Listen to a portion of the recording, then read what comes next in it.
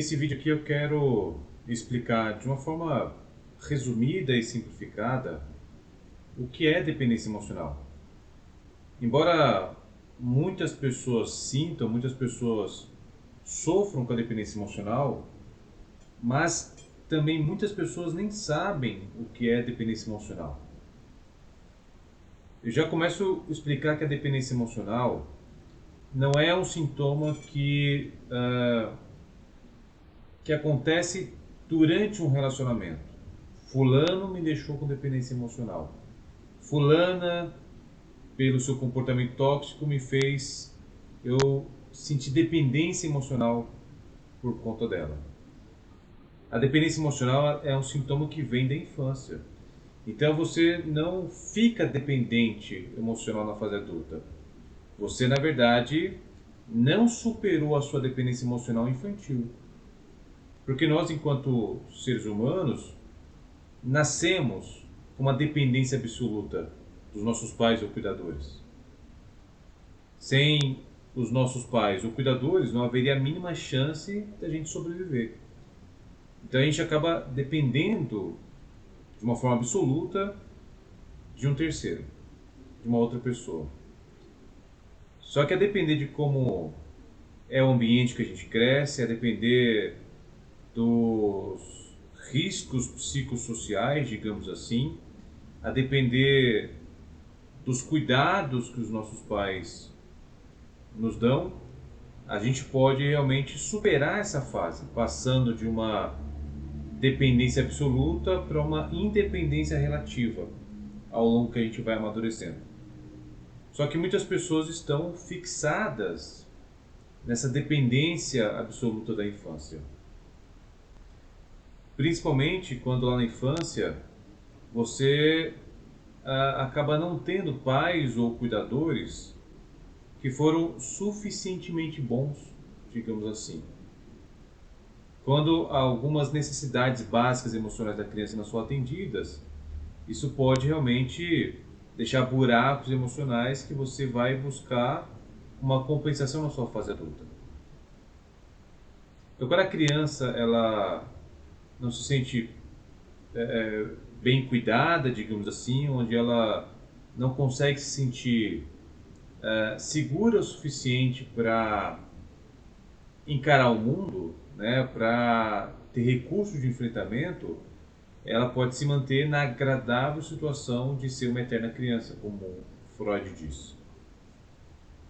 Então, se você parar para analisar, a dependência emocional, ela vai para a fase adulta que se inicia na infância, né?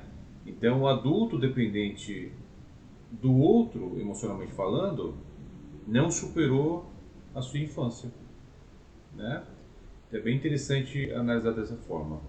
Então, quando o adulto chega, né, e se depara com essa dor da dependência emocional, isso significa que essa pessoa, claro, tem várias vertentes, né, várias formas dessa dependência emocional se expressar, mas basicamente a pessoa sente que precisa do outro para sobreviver, como uma criança que precisa dos pais para sobreviver, para se alimentar, para dormir, para sentir segura, né?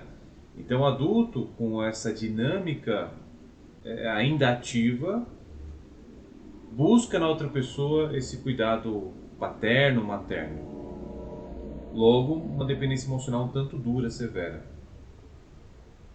Então, o que a gente fala em termos psicanalíticos, e entre outras abordagens, é que você está numa dinâmica infantil enquanto adulto, né?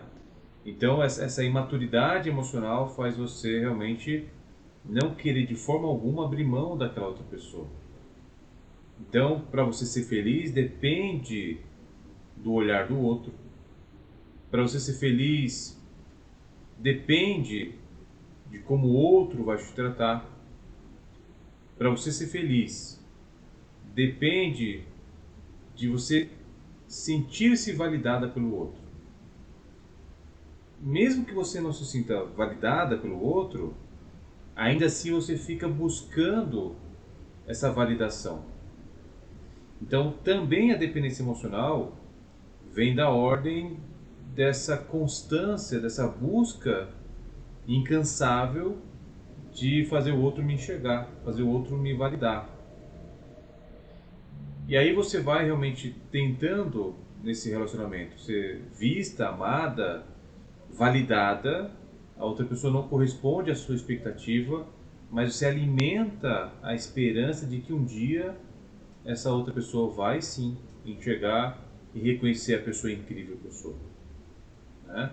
Então a dependência emocional realmente ela traz esse encarceramento, essa necessidade de que o outro mostre que eu sou bom o suficiente para ser amado. Realmente, quando eu falo que é um encarceramento, é um encarceramento emocional.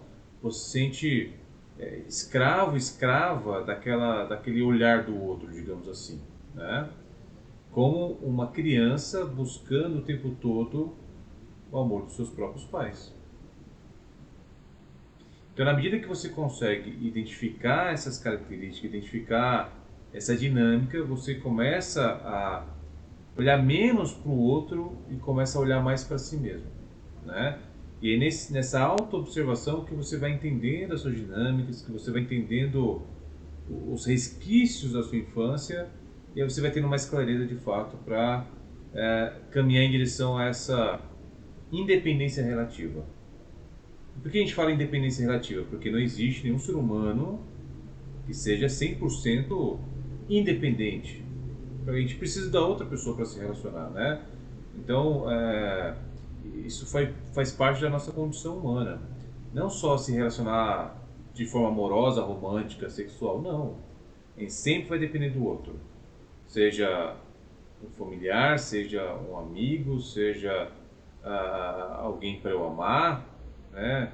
Seja uma relação sexual, mas sempre, sempre haverá uma dependência da outra pessoa, mas que seja uma dependência relativa e não uma dependência absoluta.